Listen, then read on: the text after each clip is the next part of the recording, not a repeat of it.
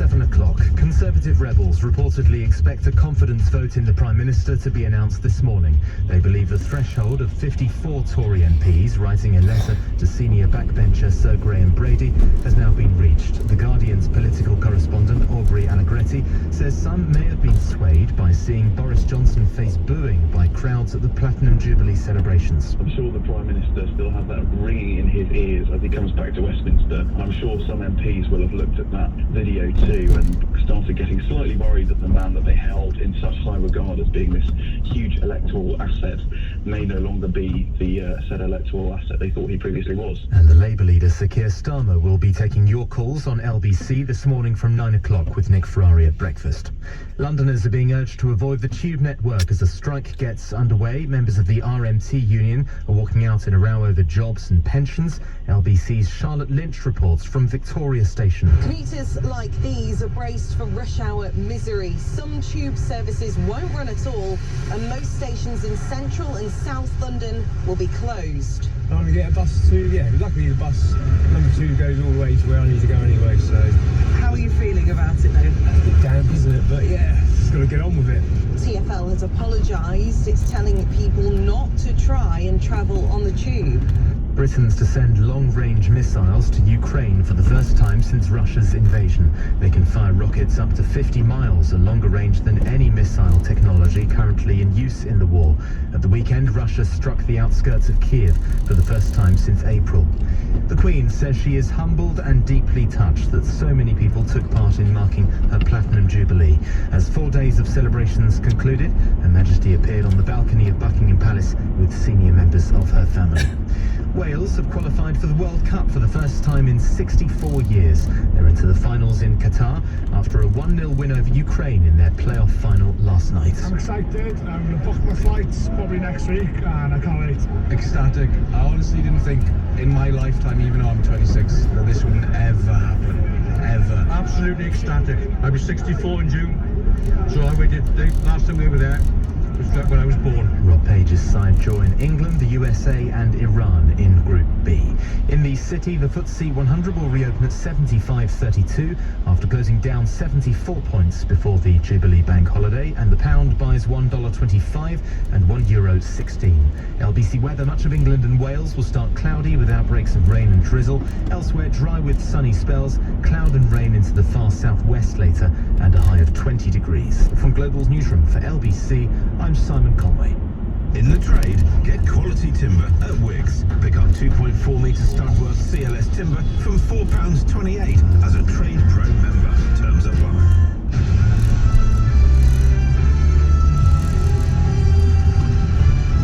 This is LBC from Global, leading Britain's conversation with Nick Ferrari at breakfast. Good morning, 3 minutes after 7, Monday, June 6th. A Jubilee celebration like no other. But what does it tell you about the United Kingdom today? We'll look at that in full detail. Here on LBC exclusively later in this show, Sir Keir Starmer taking your calls. Now let's look at the problems concerning so-called Beergate or Currygate, whatever you want to call it. Here was Sir Keir speaking with me in January. How many people were there in total? Well, I normally have about 6 with me. Whether it was 6 or not, I don't know. Usually when I'm travelling around the country, we have about 6 people. And that was 6 in January. Here he is on ITV's Loose Women 4 months later. Takeaway for 30 people delivered. It wasn't we 30 understand people. That's already been retracted. We were just on the road. How many was it? About 15 or so. Right, so this is the forensic-like barrister skills of Sir Keir Starmer. 6 becomes 15. He's with us after 9. Meanwhile, in other news, Commuters are braced for rush hour chaos as every tube service is expected to be affected by strikes. And LBC's Charlotte Lynch at Victoria Station. what a In a quarter of a mile, keep right to continue towards Tubbs Lane A355. to the Echo. During the Jubilee celebrations, he was jeered as he walked up the steps, and now he could face a confidence vote. We'll look at that in full detail. Thousands of Brits stranded overseas, many in Europe, unable to get back for their jobs, unable to get back to school, unable to get back for exams. We'll look at that chaos. And Arsenal have been accused of Keep right. crucial fire safety works at residential tower blocks near their stadium. MLBC's Rachel Venables at the Emirates. Nick Ferrari at breakfast. 0345 6060 973. Text 84850. Nick Ferrari at breakfast on LBC. If you were listening over the weekend, you will know that I allowed my colleagues to take over the reins, and I took a couple of those bank holiday days off and ran it into the weekend. But I assure you, I was watching, and what a weekend. Can I say, well, it was made quite plain for me on the Saturday night when the person in my life decreed that we would be watching the celebration or whatever. And I could see this was not a hill worth dying for. Okay, right, we'll put it on. In a quarter of a mile, at the roundabout, take the first exit onto the M4 slip road to London Heathrow Airport. I watched every second of it. That was, and I don't know, that was utter genius. To you, and the Queen's, this is a woman of 95 or 96, her timing. And when she took the mickey out of herself and takes a marmalade sandwich out of her handbag, the script writing is sublime. What does it say about, look, we've got our problems. God knows we've got our problems. And whether Brexit was right and whether Boris Johnson should go and whether this and whether trans should have their own toilets. I mean, you just pause and look at what we do. Actually makes you proud to be British. Here, I don't know. In a quarter of a mile, merge onto M4. Minutes. The cheers for the Queen. Tributes. I mean, and by the way, can you imagine? You're going to hear from Joe Biden and Emmanuel Macron. Could you? But the Americans couldn't have done something like that. The French couldn't have done something like that. This extraordinary self-deprecating humour that we have. Where we absolutely adore the woman, but we play the Queen up. And then towards the end, did you see the corgis with a bone floating across, like the giant head of a corgi done by drones, I think? From beginning to end, this extraordinary level of taking the mickey out. The French wouldn't, the French take the mickey out of themselves. They go to the barricades rather than do that. Anyway, you'll hear from Monsieur Macron, Prince Charles and everybody else. Here's 2 minutes.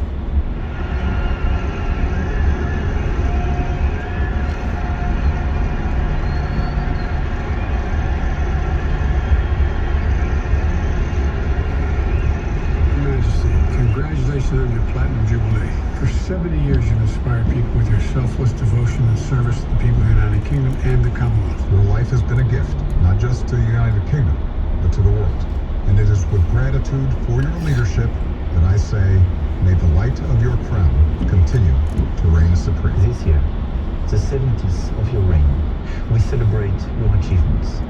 We are grateful for your courage, and we share the respect and love that the British people and Commonwealth have always shown you. Your Majesty, Mummy.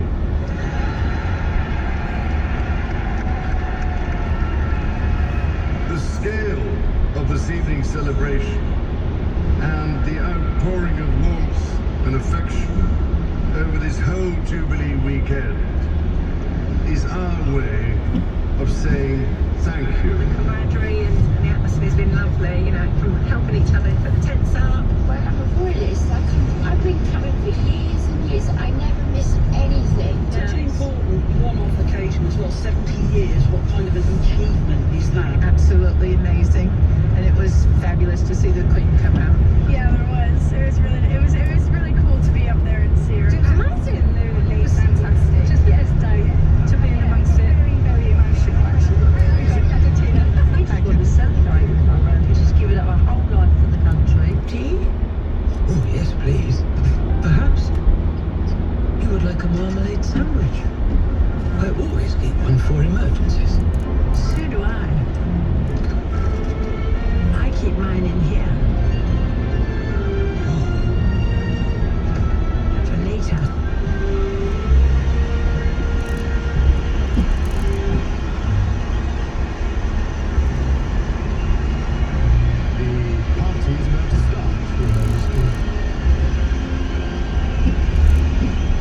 Jubilee,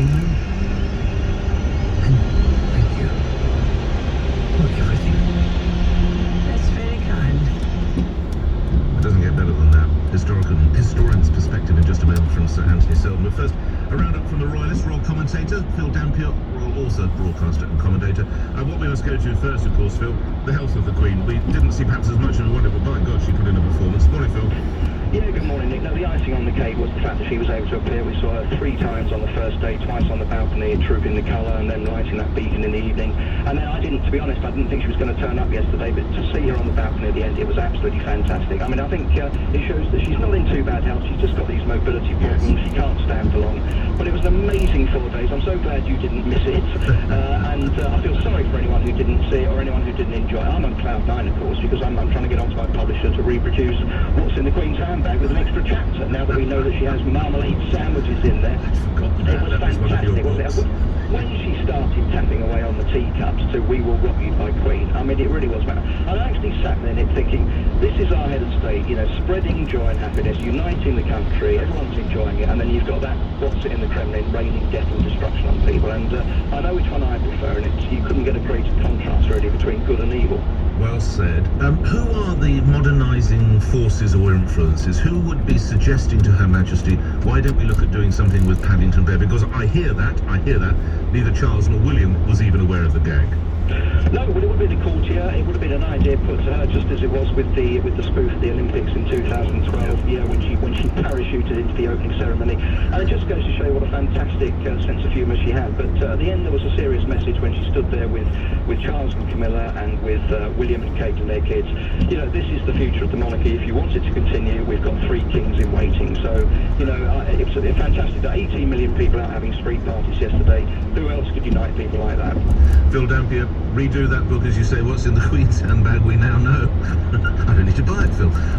Author and broadcaster, thank you for that. Historian's perspective, Sir Anthony Selden, political commentator, contemporary historian. Sir Anthony, what did you learn about the United Kingdom from this weekend? Good morning. Well, good morning, Nick. I mean, it's very easy to be cynical, isn't it? And to say, look, this is just the nation having a weekend off and celebrating, and that it will all pass and be back to normal. But I think that there are deeper forces in play that history will detect, and I think that this this Platinum Jubilee has entrenched further the position of the monarchy, and it has shown that heads of government, prime ministers come and go, but 14 Nick in her own lifetime as Queen, but the monarchy continues, and that was a devastating message on the balcony, a ruthless message about the royals who haven't been up to scratch, and that was the monarchy deep into the 22nd century, with the son, the grandson and the great-grandson, all who will take over the monarchy. So that is a massive pictorial statement about continuity of the monarchy and of Britain, not as a republic like the American voices, French voices and others you heard, but as a monarchy. Is the kingdom more united this Monday morning than it was on Wednesday night, Sir Anthony? Difficult, Nick, to answer That's that. why I asked it, Anthony. That's why. And I think we've been reminded of what we have in common and what we share, both by looking back over those 70 years and what the country has come through, and all the families and the street parties. So there's a sense there of binding together with a common history, but also binding together the common future. So I think that sits alongside. It's not going to remove the concerns over the health service and over transport, and who's going to be our next Prime Minister, and the dreadful cost of living. It doesn't do that. It doesn't even put a sticking plaster over it, but it's like a parallel story. It's saying, look, all these things will carry on, but remember, we can be proud of our country, its history. There are things to not be so proud of there, but up to what we can be proud of. We share that together, and this is a united country going into the future. Always enjoy speaking with you. Thanks, Anthony. Sir Anthony Selden, political commentator, contemporary historian. His most recent book, The Impossible Office, the history of the British Prime Minister, 14 after 7. So let's go to Jan Moyer, who has, of course, been watching it from that nationally famous sofa, and indeed she has a piece in today's Daily Mail, The View from the Sofa. And I know, Jan, that you're, well, at least the picture, probably you didn't choose a picture, but you have that marvellous moment with the drones, with the corgi and the bone. There was something uniquely balmy and British about the whole affair, wasn't there? Good morning. Good morning. It was really marvellous. I mean, when I saw that, I wasn't sure if it was a bone or was it his bow tie falling off and it was floating through the sky, but it was a really sort of marvellous moment. And I think any passing Martians might have seen this and thought, what on earth is this all about? There are corgis in the sky, there's a swan flying through the sky, but it was really magical, and it was a special moment in the evening, I thought. What does it say to you about the United Kingdom?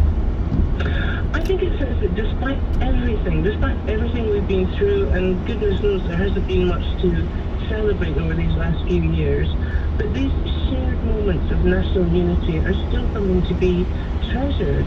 And also that if there's an opportunity to express affection and devotion for the Queen, then by golly, millions of people are going to take that opportunity. You and I alighted on the same fact, because I noticed someone who was missing from the lineup that you do too in your piece in today's Daily Mail. No Sir Tom Jones. Where was the boyo from the Valleys? Well, exactly. I mean, I thought the evening's festivities would have been much better if Tom Jones had been present, but of course I say that every... In 2 miles, at junction 3, take the A312 exit to Harrow, Hayes. A beef with the BBC or whatever, but I mean, he's actually out touring at the moment. He's still in a fantastic voice. I mean, but the thing is, it was such a difficult bill to put together. Lots of people have been complaining about it, but it had to appeal to everyone, I felt, and I thought they did a pretty good job. I think they did a fantastic job. Read all about it, as they say, today's Daily Mail. Thanks, Jan. Jan Moyer's view from the sofa. All right, what does it say about Britain today? We'll get into that. And as regards Britain, today the Prime Minister could be facing a no confidence vote, possibly sometime this week. So we'll reflect on what a difference a decade makes.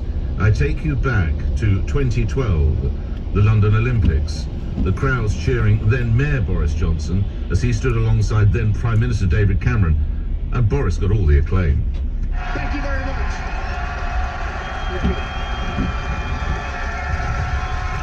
He really could do no wrong. Contrast and compare with last Friday.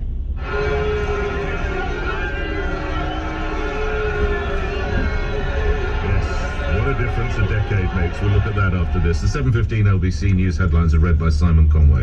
Tory rebels expect a confidence vote in the Prime Minister to be announced as early as this morning. Londoners are being urged to avoid the tube as a strike across the network gets underway. And the Queen says she is humbled and deeply touched that so many celebrated her Platinum Jubilee. LBC weather, a mix of sunny spells and showers, a high of 20 degrees. LBC Travel, I'm Anne-Marie Walsh. On the tube, significant disruption is expected throughout the day because of strike action. Most lines remain suspended, except for a limited service running on the DLR, Northern, Jubilee and Central lines. Many stations are likely to be closed, with trains already not stopping at Whitechapel, Gants Hill, Redbridge and Wanstead. To the roads on the anti-clockwise M25, a lorry has broken down between junction 12 for the M3 and 11 at Chertsey. It's also busy on the anti-clockwise side, that's towards junction 25 for Enfield because of a breakdown on the exit slip road. In Neason, it's queuing on the North Circular westbound from Staples Corner towards IKEA because of an accident. Then further along, it's slow again towards a breakdown at the Iron Bridge. This is LBC. Ryan, where are you off to? The party's just getting started. Just popping to BP for some extra goodies. But there's plenty of my homemade cheese sandwiches. Exactly. Won't be 2 ticks. With a great range of M&S Food deli products, choose 3 for £8 and you can host a street party fit for a king or queen. Convenience is just around the corner at your local BP M&S Food store. We're proud to be part of life's journey. BP, every day brighter. T's and C's apply. Subject to availability at participating BP M&S Food stores only. For more details, see bp.co.uk/latest offers. Call Nick Ferrari now. 0345 6060 973 LBC.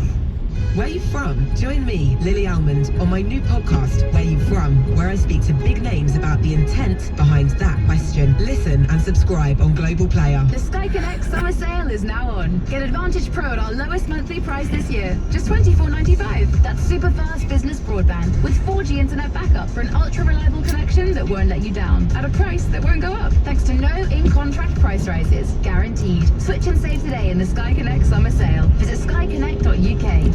Sky Fibre areas only, 4G coverage required, new customers only, £79 setup, £12 delivery, Advantage Pro 24, 36-hour contract, prices exclude, 20% VAT, offer ends 24th of June. See skyconnect.uk for full details. I'm security, and this is my fellow. I'm his boy, Ease. And together, we're eFax. While I keep faxes more secure than a tightwad's wallet, locked inside a safe. That makes sending all that important info super easy. Like, so easy you could do it lying down, blindfolded, with your hands tied. Anywhere, anytime. Like, in a click. The ultimate combo. eFax. It's secure easy. Head to efax.co.uk/corporate. Nick Ferrari at breakfast on LBC. Call 034. In a quarter of a mile at junction 3, take the A312 exit to Harrow, Hayes. LBC News breaking at this moment. It would appear that the vote of no confidence is on. We are expecting an announcement in around 40 minutes or so time from Sir Graham Brady. I remind you, he is... Exit at junction 3. Which I always refer to as effectively the trade union movement of the Conservative MPs, and we'll have political editor Theo Usher at the other side of. We might hold some of your reviews actually on news. In a quarter of a mile at Cranford Parkway interchange, take the 4th exit onto the Parkway, A312. This was one day when you could be a Sunday for Monday editor because the paper edited itself. Where to start? The Daily Express. My heart has been with you all, with a picture, of course, from yesterday's celebration in that very striking green outfit.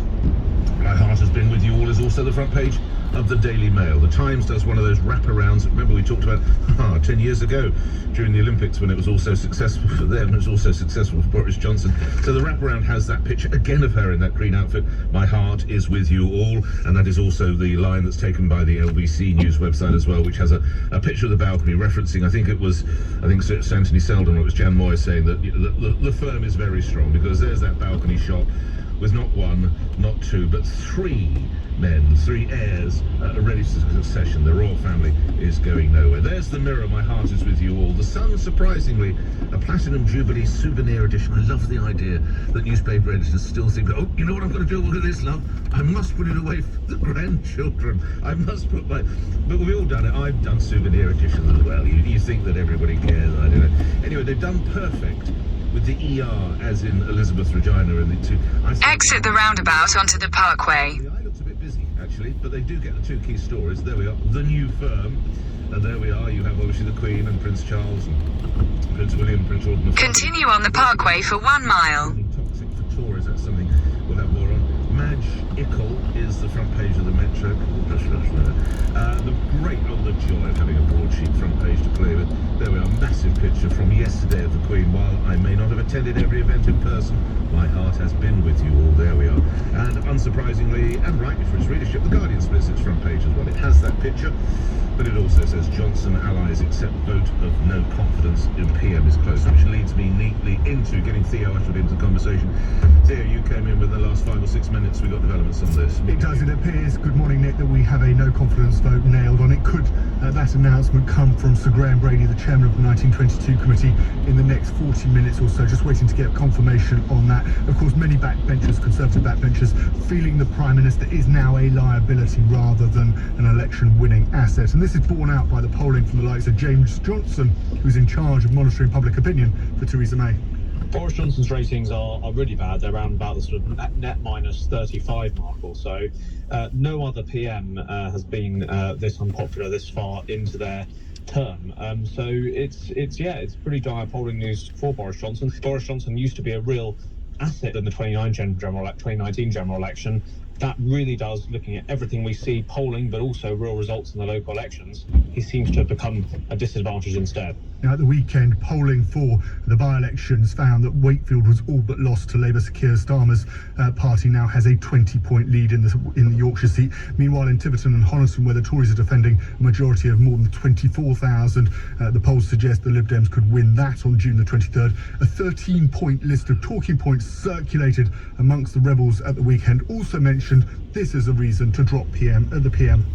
The Prime Minister just arriving with his wife. Well, and you can hear it. There is really quite a lot of booing, actually. That was the Prime Minister and his wife arriving at St Paul's Cathedral to booing for the Platinum Jubilee service on Friday. The point the rebels make is that if royalists turning up to support Her Majesty the Queen are against Boris Johnson, then all hope is lost. But there are also some supporters on the backbenches, amongst them the Brexit-backing people. In a quarter of a mile at Wagoners Roundabout, take the 2nd exit and stay on the Parkway, A312. It may be that the upset with Partygate is giving me an opportunity to get rid of him when on policy matters there's no way that they would that the Conservative Party would get rid of the Prime Minister. So we'll wait and see. But one thing I'm pretty sure of is that if there is a no confidence vote, the Prime Minister will handsomely and carry on. Now, of course, that magic number is 180. We would expect a no confidence vote to take place in the next couple of days, Wednesday at the very latest. But the feeling is that that threshold of 54 has now been crossed. I put in a call to number 10 earlier on to ask whether they'd been told, because they would be told by Sir Graham in the first instance, whether there'll be a no confidence vote, and I didn't receive an answer. So that would suggest now that we are into the phase of this vote taking place, as I said, in the next couple of days. Okay, so it's widely predicted or expected then that we hear... Exit the roundabout onto the parkway. Continue on A312 for 1.5 miles. Allies and whips work the phones like there's no... They do, but of course this is a secret ballot, so Tory MPs can give him the thumbs up and say, yes, Boris, we're right behind you, we're going to support you, and then go into committee room 14 and actually tick the box of no confidence. It is not easy to predict which way this one will go. Of course, the big what is going in Boris Johnson's favour, Nick, is that there doesn't seem to be an heir apparent. There doesn't seem to be anybody who's actually got a plan with what to do with the country. Can you imagine a Tom Tugendhat on Hartlepool High Street, a Rishi Sunak up in Grimsby? Boris Johnson and number 10 would be sceptical as to whether they would stand any chance at the next election. And what struck me from your report, okay, you mentioned the two constituencies that are coming in. Wakefield, perhaps not a surprise. Yeah. If they were to lose Tiverton, is it 20 plus? 24,000, yes. But that's up there with what happened in North Shropshire with Owen Paterson. And actually, what you see is what you see, Nick, is you see pressure politically actually coming from the Liberal Democrats. What Red Wall seats are really concerned about is the cost of living crisis. Wakefield's a given that Labour are going to win that, but the pressure MPs, Conservative MPs, are facing in their constituencies on the issue of party gate, integrity, probity, governance in public life is actually from Lib Dem voters who actually went Tory at the last election and are now thinking, well, actually, that's not, Boris Johnson doesn't stand up for my values. And lastly, are there any remnants of the impact of Brexit here? You quite rightly referenced Partygate. That is the current thinking. The Owen Paterson affair was a catastrophic mishandling situation, but a lot of it tracks back to that vote, Theo? Yes, it does. And what's interesting about this is you had Tobias Ellwood, of course, one of the Prime Minister's arch critics at the weekend, coming out and saying, well, Brexit's been a bit of a mistake and we're facing a cost of living crisis. Why don't we join the single market? Of course, Boris Johnson's team straight onto that, saying to MPs, Conservative MPs, look, this is what you could get if you kick me out of office. You could get a Tobias Ellwood character who says the past 6 years of Brexit, 7 years, if you want to conclude the campaign, have been a complete mistake and we need to go back on it. And that, from the Tory point of view, would be catastrophic potentially as well. Theo Ushard reporting. I sense I'll see you again before too long. Time 7:28, so around 30 minutes or so away. The potential of the official announcement of that no confidence vote. Well, we started the show looking back at a very pleasant weekend. Now, of course, for many of you, it's very pleasant that Boris Johnson finds himself so deep in the mire. But let's look a little at what you've been saying about those 4 days. Paul in Maidstone, I watched 10 minutes of Trooping the Colour. It was a waste of money. I watched 20 minutes of the concert. My verdict, generally boring, with moments of embarrassing cringe like the